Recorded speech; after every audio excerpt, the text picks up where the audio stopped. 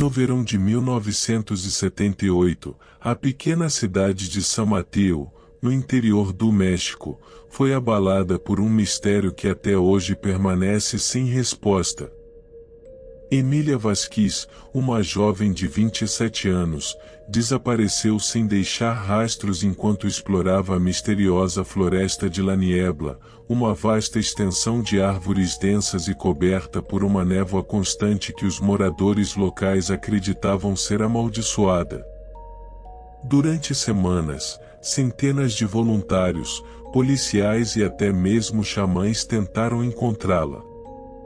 No entanto, o que tornou o caso de Emília ainda mais perturbador não foi apenas seu desaparecimento, mas o que aconteceu depois. 6 meses após sumir, ela reapareceu em um vilarejo a mais de 200 quilômetros de distância.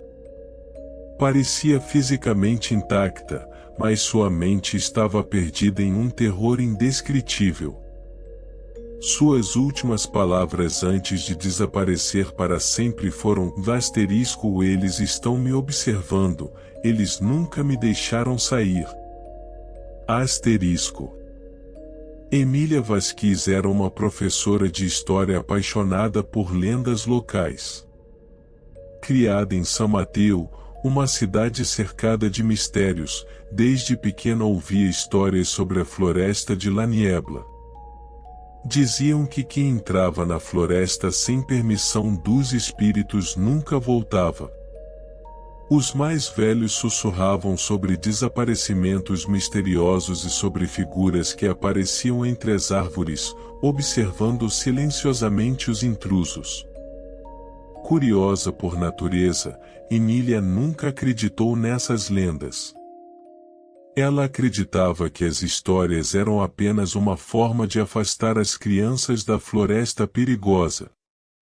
Assim, quando um grupo de pesquisadores locais organizou uma expedição para mapear partes inexploradas da floresta, ela se ofereceu como voluntária, animada para documentar o que encontrassem. No dia 18 de julho de 1978, Emília e mais 4 pesquisadores entraram na floresta de La Niebla. O grupo carregava equipamentos modernos para a época, bússolas, mapas e rádios de comunicação. No entanto, conforme avançavam, as bússolas começaram a falhar, girando sem controle. A névoa, que inicialmente era leve, tornou-se tão densa que mal podiam enxergar a poucos metros à frente. Emília relatou em seu diário, encontrado mais tarde, que começou a sentir como se estivessem sendo observados. Escreveu: há algo aqui conosco. Não estamos sozinhos. Eles nos veem, mas não podemos vê-los. Após 3 dias de caminhada, o grupo decidiu retornar. Porém, no caminho de volta, Emília desapareceu. Um dos membros da equipe afirmou ter visto sua silhueta desaparecer na névoa, como se fosse puxada por algo invisível. As buscas começaram imediatamente, mas nenhum sinal dela foi encontrado. 6 meses depois, em uma noite chuvosa de janeiro de 1979, Emília reapareceu misteriosamente em um pequeno vilarejo chamado San Andrés, a mais de 200 quilômetros de San Mateo. Ela estava descalça, com roupas limpas, como se tivesse acabado de sair de casa. Sua expressão era de absoluto terror. Moradores a encontraram sentada em uma praça, murmurando palavras incoerentes. Quando perguntaram onde estivera, ela apenas repetia: eles não me deixaram sair. Eu vi coisas que vocês não podem imaginar.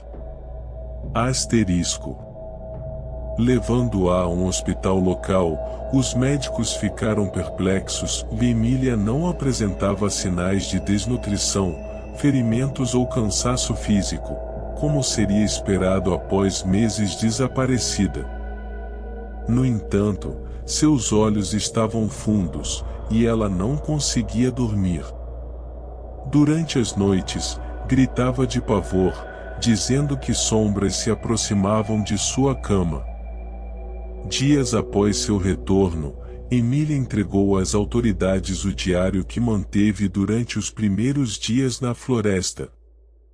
As primeiras páginas eram normais, descrevendo as paisagens, plantas e os caminhos percorridos. Mas conforme os dias passavam, os escritos tornaram-se mais confusos e assustadores. Em uma das últimas páginas, ela escreveu: eles vivem nas sombras. Eles sussurram em uma língua que não conheço, mas entendo. Eles me querem aqui. Eu sou deles agora. O diário também continha desenhos perturbadores, olhos enormes escondidos entre as árvores, símbolos estranhos que ninguém conseguiu decifrar, e figuras humanoides alongadas que pareciam feitas de névoa. Emília ficou em San Andrés por 2 semanas após seu reaparecimento.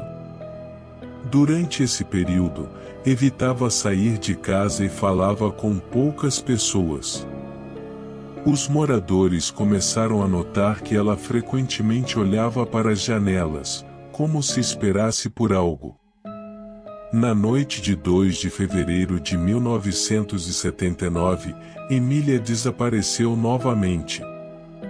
A porta de sua casa estava destrancada, e o diário que antes entregará às autoridades agora estava aberto na mesa, com uma única frase escrita: eles vieram me buscar. Desta vez, não houve sinais, testemunhas ou pistas. A floresta de La Niebla, mesmo a quilômetros de distância, parecia ter reclamado sua vítima final. O desaparecimento de Emília Vasquez continua sendo um dos casos mais misteriosos e assustadores do México. Diversas expedições foram organizadas para procurar por ela, mas ninguém jamais encontrou seu corpo. Os habitantes locais evitam a floresta até hoje, e aqueles que ousam se aproximar relatam ouvir sussurros na névoa ou sentir olhos invisíveis os observando. Seu diário foi estudado por linguistas e especialistas em fenômenos sobrenaturais, mas ninguém conseguiu decifrar completamente os símbolos ou entender. Alguns acreditam que Emília encontrou uma passagem para outro plano, onde algo antigo e poderoso reside. Outros pensam que ela foi vítima de um fenômeno psicológico extremo, causado pelo isolamento e pela névoa. Mas a pergunta que permanece é: se Emília não foi a única?